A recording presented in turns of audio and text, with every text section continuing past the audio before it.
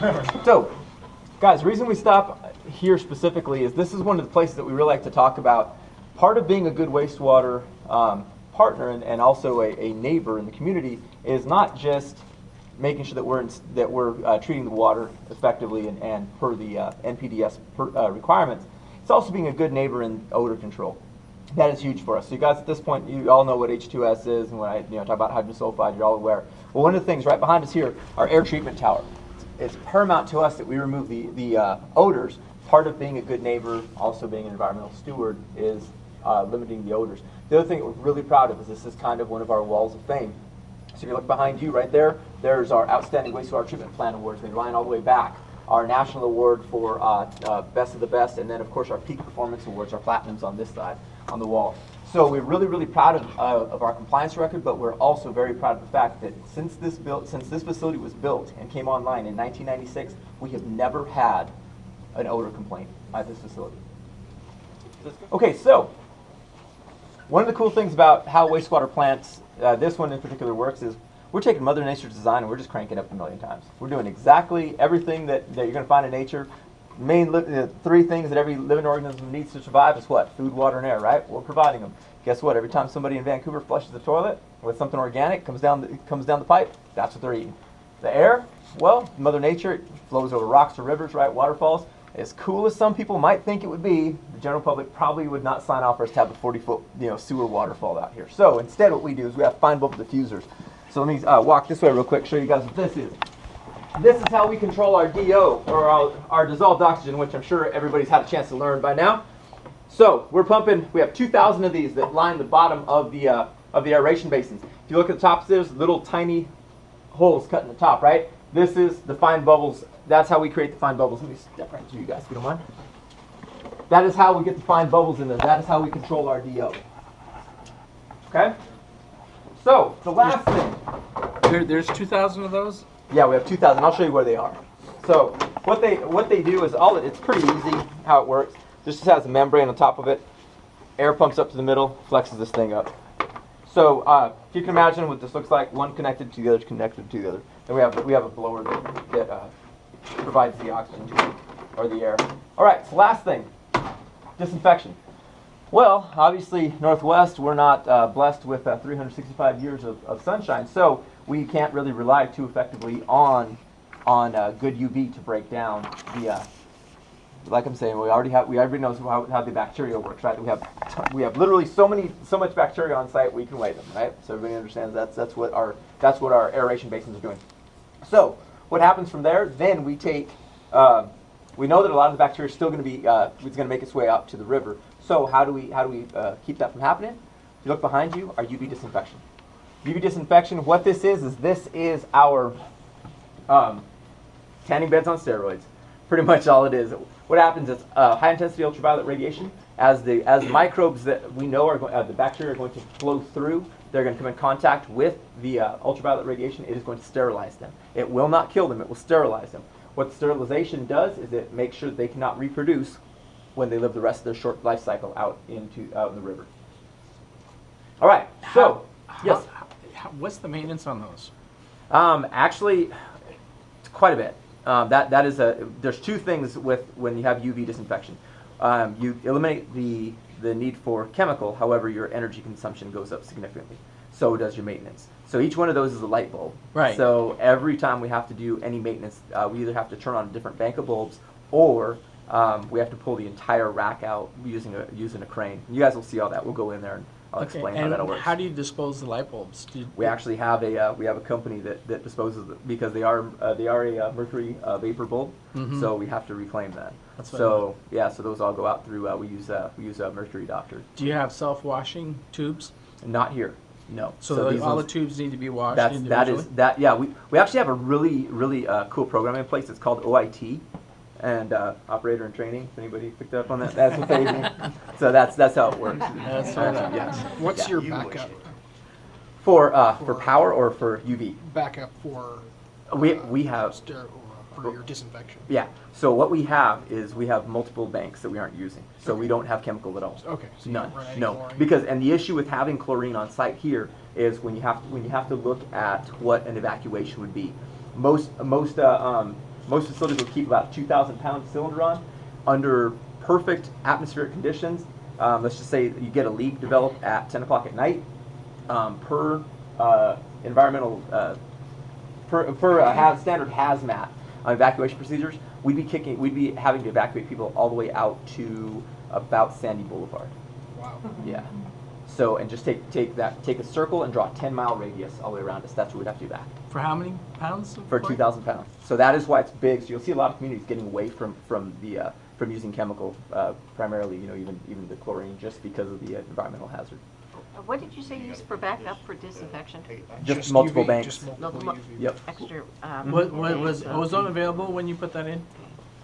It was, but since we already currently use Yeah. UV at our at our West Side facility, then it just Was a it natural. was yeah, it was just and it's a very similar unit. They're both Trojan units, so we're Yeah. very familiar with them, and our staff is very familiar, and our maintenance team is familiar with how you do them.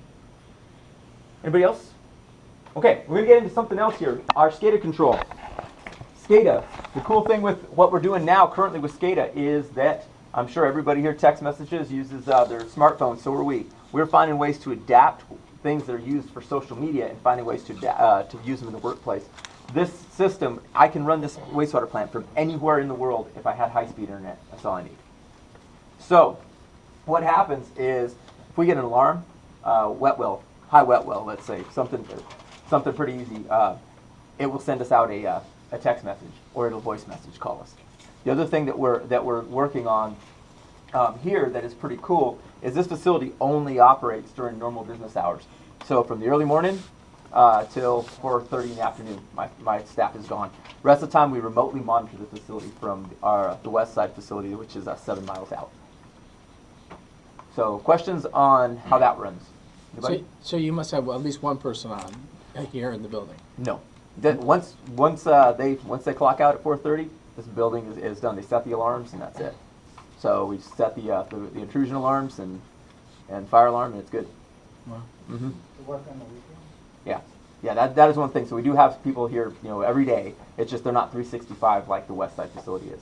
So the other thing that's very unique about how Vancouver operates compared to any other facilities, especially in the state of Washington or Oregon for that matter, is that how we handle our sludge. So our secondary sludge comes off from here, and it gets put right back in the main and gets sent over from Marine Park over to West Side. From West Side, we remove our primary and our secondary sludge. We combine those using centrifuge, and then we incinerate. We have a 4-story incinerator. We incinerate approximately 2 dry tons of sludge an hour. And that creates no odors? That's the beauty of it. It is a medical grade incinerator. We also have an air discharge permit through Southwest Clean Air Association. So the cool thing about that is 3 years ago we did a study because the city was wondering if it was truly, at the time that they installed it, it was looked at as the most environmentally friendly way of dealing with the sludge. We were able to prove that we produce less emissions by incineration than we would by putting the same amount in a truck and having it hauled out just to the transfer station, which sits about 2.5 miles from us. What's the byproduct after you incinerate it? Ash, fly ash. Okay. So it's medical grade incinerator, so it's actually complete inert material. It gets used for compaction soil in the landfill. Yeah. So and of course we have to pull metals, so T-clips and stuff like that comes out of it. So and of course they pull bacterial, but never seen anything after it goes through 1700 degrees. Pretty much nothing's gonna live. All right. Anybody else questions before we head on out? How many gallons do you treat a day? Here, on average, the average right now is running right at about 12 MGD, but we are actually permitted out to 16, and we're designed at 19. So they always build wastewater plants with a little bit extra, wiggle room in case. But we are proud of one thing as well. Even during the time of the 1996 flood, we had water. We guys parked the vans.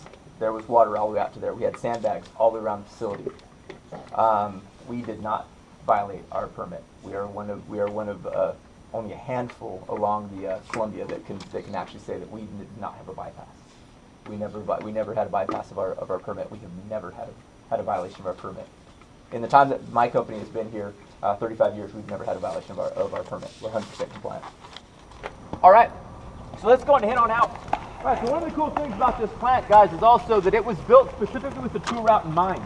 So when this facility was being built, you look around, you can see the nice green roofs and the brick. We actually got reports from the construction team that people would come up and ask which stores they were going to be. They thought this was going to be a mall. This is actually designed by CH2M. All right, so the other cool thing about the plant is, guys, this is a reclamation facility. So that means that we are reclaiming between our two facilities between 2 to 4 million gallons a day, and that's what we're using for our processed water, our wash down water. And as you guys may have learned at this point, a lot of the pumps and things that get used in wastewater and water uses something called a water seal, which means we have to actually put water into it to make it watertight. So that's what goes around the packing.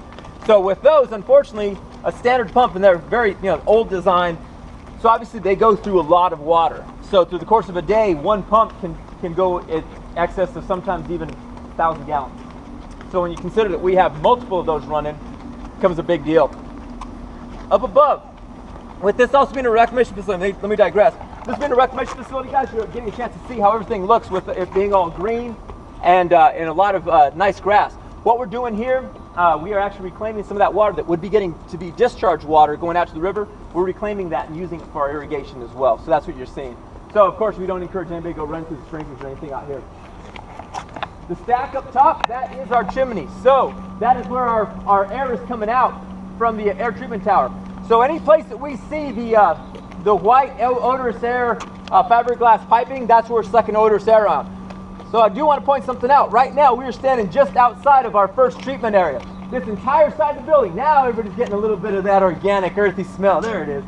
So the cool thing about how this works, and also the sad thing about how this works, this entire side of the plant is built only to remove the stuff that people are flushing that they shouldn't. So as you guys move on to your careers in wastewater, you're going to understand exactly just what a task that is. On average, we remove an entire bin per shift out of the system. So garbage, just raw garbage. City of Vancouver has gone a big push when I get, especially the school age kids in front of me. We really educate them on what they shouldn't flush. So the city has even developed a little thing called Flush Bunny. If any of you are from Vancouver have seen it, it's a little rabbit, and he's like just throwing toilet paper, and it reminds kids only throw toilet paper.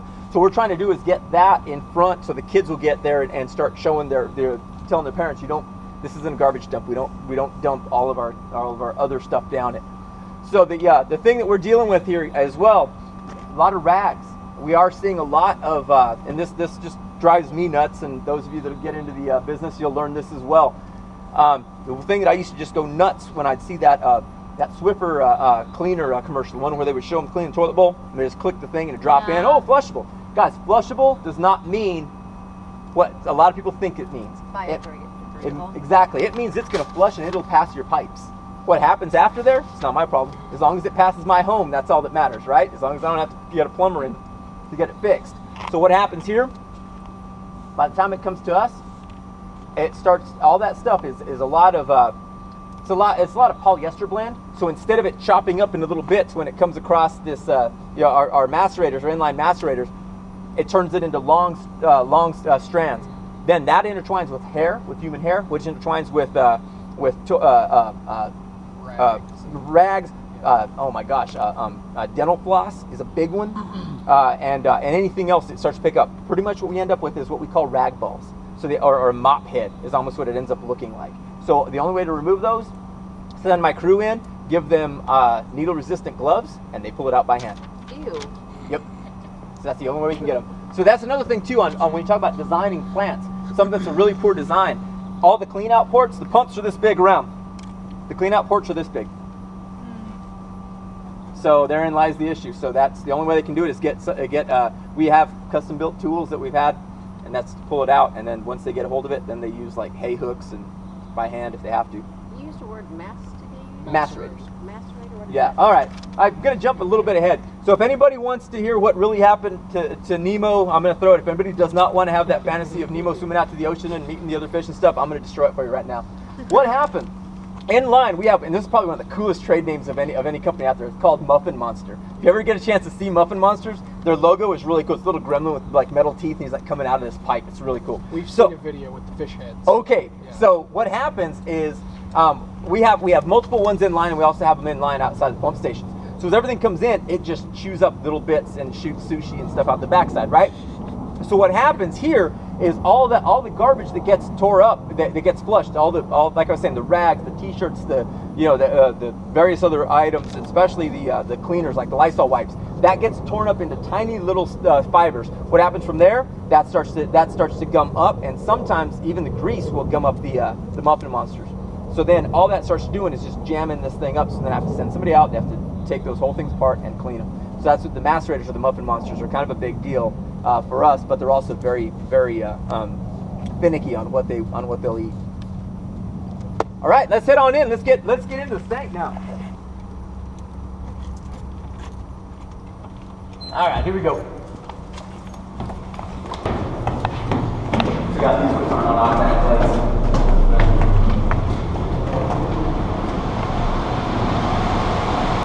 So what are we looking at here? This is our degritters. So underneath us is where our cyclone degritters are.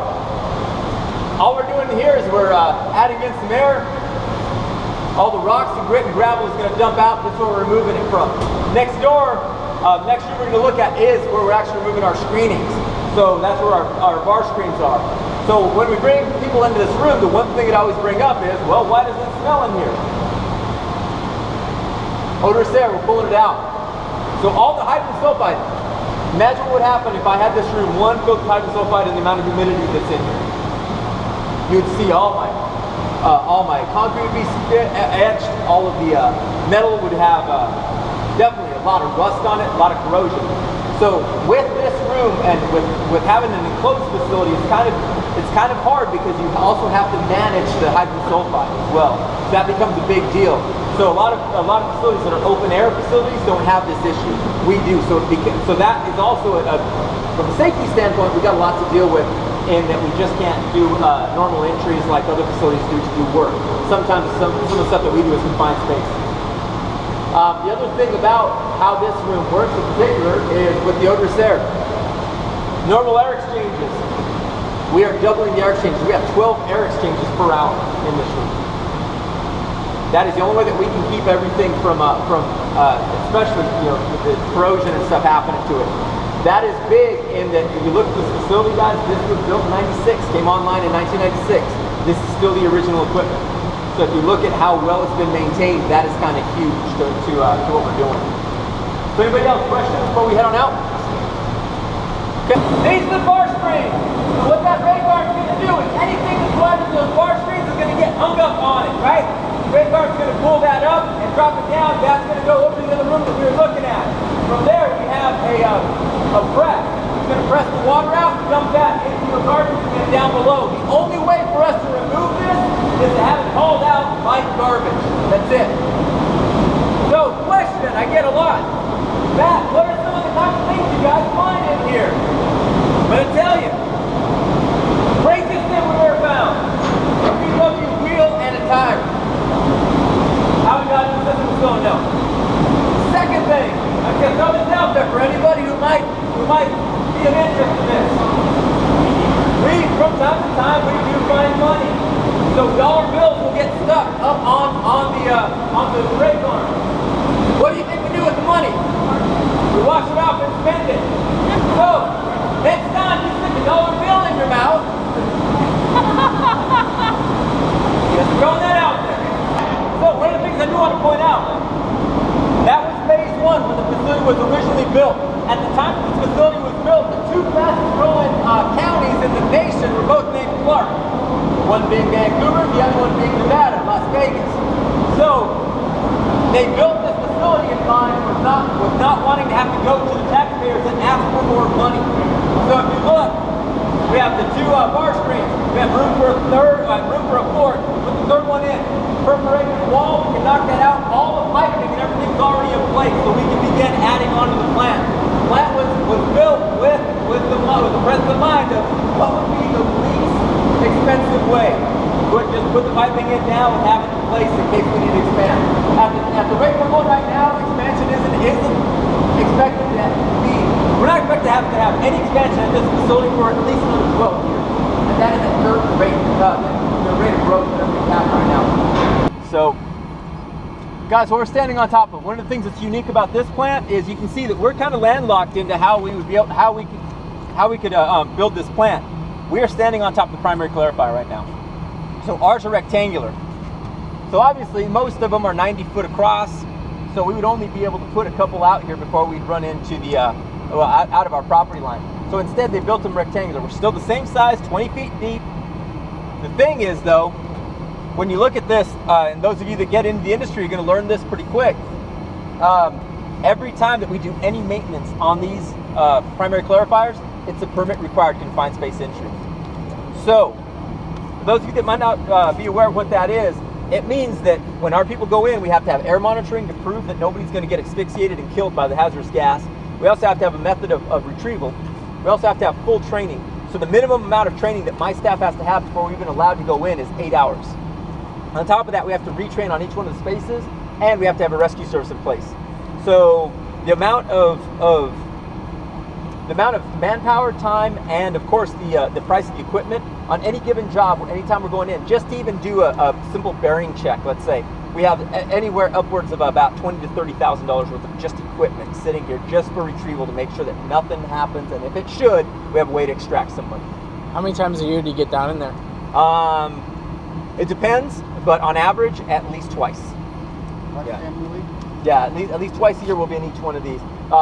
If we have issues with, let's say, the cog wheel or the chain brakes, then we're in there a little bit more frequently. Yeah, and we do have very strict PMs that we're doing. My staff here, we do on average about 75 permit required confined spaces a year. So if you do the math on that, we're doing roughly about 1.5 a week. So we are getting pretty good at it, and we've been doing it for quite a while. So the other thing about the facility, guys, the reason why it was built this way is if you look up on the hill, some of those houses up on the hill are some of the oldest houses in Vancouver. It's a very old community, very rich in history. So when this plant was originally built, it used to be the old East Side plant. The East Side plant was very rife with issues, odors being the biggest one. So when it was presented to the community that they were considering building a new wastewater plant, the idea was, well, we need to build something that's very unique. We need to build something that is something that is not a normal wastewater plant in how it's designed, and two, it should kind of disguise it, what it is. Because let's be honest, anybody drives by a wastewater plant, you see the big rotating arm, you see you know what it is. You're like, oh, waste poop plant, right? So instead here, it's funny, I have family members that I've had to point this out to them. And they're like, you know, I always thought that was the drinking water plant. So there you go. So the cool thing with when they built this plant, they really did this twofold. One, to capture the odors and hold them, but two was also to disguise it, and then third was really for our neighbors up top. So after this facility was built, now right next door to us, if anybody's knows who Christensen Marine is, they build very, very high-end yachts. That's our neighbor. They are literally building the yachts right on the other side of that fence from us. So can you imagine? You know, they're not supposed to claim it anymore, but can you imagine Tiger Woods, when he was having his boat built, knew this $100 million boat was built right next to the influent wet well. So that's kind of cool. The other thing too is now they built now a multi-million-dollar townhomes just down the road from us. So this plant again was built very, very differently. The other thing too is I was talking about my guys having to gear up before the rain comes. We don't have a ton of I&I issues. Anybody I&I? You know what I'm talking about? Perfect. All right, so the thing that happens with us is we are a closed system. So all the water that hits anywhere on this plant goes right to our headworks. So we don't take in any of the storm water. But as you can see, we have a lot of square footage. So yes, we do see an increase. So we have to make sure that just in case the rain events are what they're saying they're going to be, we make sure that we have everything in place and ready ahead of time. So we're not scrambling last minute. Because again, can you imagine that would happen at 2:30 in the morning when I said I don't have anybody here? So then I have to call people in. So we kind of take care of everything on as it needs to be addressed ahead of time. So instead of us trying to do it on the fly. Now, here's this outfall was built just again as a speaking point. This is where we talk about Clean Water Act, 1972. I get in all this stuff. You know, anybody about Richard Nixon? Yeah. And normally the students will always say, yeah, he was impeached. Very few of them ever bring up, hey, you know, EPA was established under Nixon. Well, the thing this was done, this outfall is just specifically so that we can point it out and say, look, that water going into the over the V-notch weirs there, that was legal prior to 72 to be discharged into any stream or river. Check it out. That's what you're swimming in. So talk to some of your folks, talk to your grandparents. They're swimming in that. They're eating fish out of that. Yummy. So when we talk about the wastewater plants, this isn't really a modern plant. There's much more modern plants. It's just this one is still very efficient in its design and how it works. All right, so now what we're looking at here, guys, this is the aeration basin. So this is where the magic happens. What we're looking at, if you look right behind me, you'll see, unfortunately, don't look at the broken one. We're getting that repaired. Or if you look behind me, you'll see there's a perfect line where all of a sudden the bubbles start.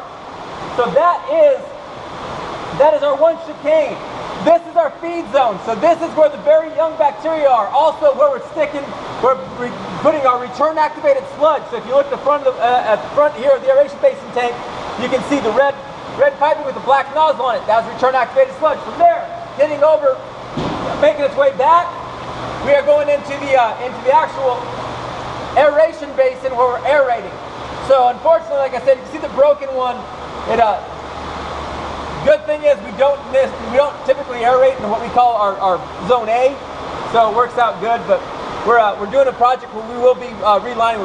We're doing all new membranes on each one of the aerators. So the water's probably that low. Yes.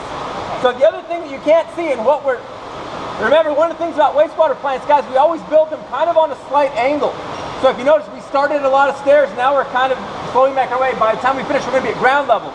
So the other thing that you don't see is we're keeping everything running just like a stream or river, right? We also have jet motive pumps. So if you look in the front here, you'll see a metal stanchion with electrical on it. Then there is where the jet motive pump sits at the bottom of the tank. That's helping to push everything down, so it's just keeping everything flowing. The old adage in our industry is stagnant stinks. If we allow it to settle down and stop moving, it will go septic very, very quickly. And there would go our proud record of not having any odor issues. Anybody else? Questions? Anybody in the back? Yes. What kind of blowers do you use? We actually use turbo blower. So we're using oh gosh, I just forget the name of it. Is it K-turbo? What's that? Is it K-turbo? No, it's we have two of them. What's the question? Neuros. We use Neuros blowers. What kind of blowers we're using? We actually use very, very efficient turbo blowers. So what they are is they're the same mechanism that would be on like a turbo on a car or a jet engine. Same exact principle. These things do not have bearings in them. In fact, they don't have anything that holds the bearings in place. They float on air. So that's what spins them as air bearings. So they're very efficient, and what we were able to do is by putting one in place, we were able to run exactly what you guys are seeing, what was taking us 2 400 horsepower blowers to do. Now we're able to do it with one 300 horsepower, and we're running it at 70%. And you haven't had it all? So if you look around, one of the other cool things about having a covered aeration basin is typically the rats with wings or the seagulls really love these. So do birds. Yep. So look around. We don't have any of them in here. Why? The echo off the ceiling. They don't like it. So they stay out. The other cool thing about Mother Nature's kind of really taking good care of us is we have 2 nesting set of raptors on site. So it also keeps the birds out. So you watch the red-tailed hawks or the bald eagle, they'll take them out. So it's kind of nice. You don't have to deal with the cleanup. All right, so what we're looking at here, this is our secondary clarifier. Another thing that's really cool about having these covered is we don't have to scrub these. So those of you that are interning and doing that, guess what? You're going to be doing the next couple of weeks if you haven't already. Cleaning algae off the weir. Cleaning algae off weir. So we don't have to do that here typically because we don't get a lot of sun exposure. So no sun, no need for well, actually no algae. The other thing that is really cool about having these covered is, again, the way this was built was to have a sewer route in mind. So we get an opportunity to talk to students and bring people in, general public that maybe is not as educated on the topic as yourselves, where it gives us an opportunity to explain how this works. So we see the bubbles coming up. You know, people see ponds and they go, oh my gosh, you know, must be frogs or fish underwater. No, I don't guarantee you I don't have any frogs or fish in here, right? So that is nitrogen bubbles. So that's again, normal nitrogen cycle. So we're seeing the breakdown, everything's coming back out. So what's happening here, guys, rotating on the top, another one on the bottom. Works the same, and I forgot to tell you guys, on our rectangular clarifiers, instead of ours rotating an arm, it's a multi-layer, multi-tier system where we have a lot of gears that go, so they just slowly spin in the top, hit the cogwheel, and just does this, right? So on this arm, it's rotating around. Rotating ducting skimmer, you can see the other one popping up right now a little bit. On the bottom, everything that's going to settle out, this is where our secondary sludge is going to go. So from here, this goes down into the main, and it goes right back into the main again and sends over the west side. So all of our secondary sludge coming off this tank is what's sitting over there, and then we'll incinerate. So our sludge that we use at west side is also where we introduce all of our fats, oils, and greases, or our fog. Our fog gets used as secondary fuel source for the furnace. There's a high BTU value in fog, right? So that's what we feed in. So we mix that in with our sludge, and we get a really good burn. Our goal is, when we're using the furnace, is that we do not want to have to use any supplemental fuel. So we do not want to use our diesel fuel, which is what the furnace is designed to run on. So if we get a proper blend going, and we jokingly call them presto logs, if our operators are getting the right combination and they're dialing that thing in, we can burn just on the presto logs themselves, with just burning sludge only. Fall and early spring, because the amount of groundwater we're getting due to rain, we have to keep water inside the tanks, otherwise the tanks will float out of the ground. Because the water's going to try to fill that void, so it will slowly start pushing. It can cause a lot of damage, obviously multi-million-dollar worth of damage to a tank. So it's important to us that we make sure that we keep water on them. The other thing we're doing in here, guys, we'll actually take some of this water out, dump it out, and then we'll fill it up with what we call our W3 water. So that would be water that I said that we're reclaiming for ourselves, and it has a small amount of chlorine in it that we do introduce a small amount, just so that we don't get any kind of algae growth in it. So that also keeps any stagnant issues, and we also don't get the mosquitoes and stuff out here. There's your hand. So I'm just getting back into it. So what we're looking at, UV disinfection. Green lights underneath my feet, that is exactly what I was talking about earlier with the UV radiation. We know that a lot of, like I said earlier, we know a lot of bacteria is still getting through. So this is where we're going to disinfect them before they can discharge them out to the river. Turn around, look behind you. That is our UV pumps. Effluent pumps. Our effluent pumps, what they do is, in case the river level ever gets higher than our outfall, this will actually push the effluent out of the plant. So when I was talking about the flood of '96, some high-ranking members of the city of Vancouver were standing over there, as well as our executive vice president of operations for my company. And they're making the decision that if the water gets to that level, that's all we can do. That one, make the call to DOE and say we're bypassing. And whether it was fate, luck, whatever, it held. And so that's why we're still, very proud of the fact that we did not violate, even though we had water all the way up to the doors and everything. So how does this? The other thing on the cleanup in here. Look at the hoist above us. When we do the maintenance, the question was asked earlier, the maintenance, we have to remove, when we have to take these out and clean them, we'll remove the entire rack of bulbs out, the crane, dump them into the phosphoric acid, and clean them up. Currently right now, the good thing is we aren't using phosphoric. It's kind of funny, but there was a study that came out, and we're actually using Downy beverage top. That removes the hard water deposits off. Works out pretty well. So there isn't any manual cleaning? Oh yeah, that's manual now. So we take it with a Scotch-Brite pad and a little Downy. How often? About once every 2 months. Per man. Yeah, per man. This is our outfall. Right behind you. What does that meter say? The other one? What's pH neutral? Right? So we're almost back to neutral. We got no chemicals. The other thing is that 12 million MTD. So